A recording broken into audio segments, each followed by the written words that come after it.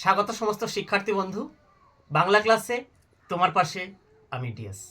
আজকে আলোচনা করব কারক পরিবারের চতুর্থ কারককে নিয়ে, নিমিত্ত কারক।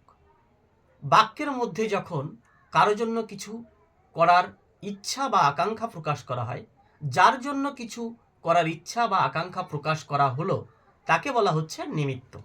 আর এই নিমিত্তের সঙ্গে ক্রিয়ার যে সম্পর্ক বা অন্যায়, তাকে আমরা বলছি নিমিত্ত কারক।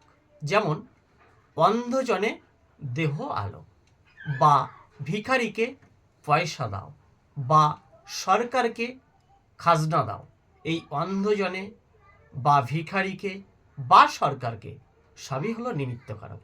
নিমিত্ত কারকে বিভক্তি এবং অনুসর্গ দুটিই প্রযুক্ত হতে পারে, তবে বিভক্তির থেকে অনুসর্গের প্রয়োগ এখানে অনেক বেশি হয়ে থাকে।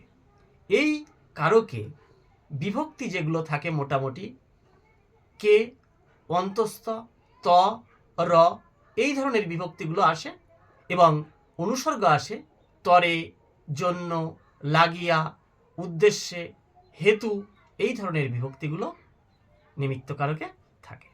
আসবো পরবর্তী কারক নিয়ে পরের ভিডিওতে। Thank you so much.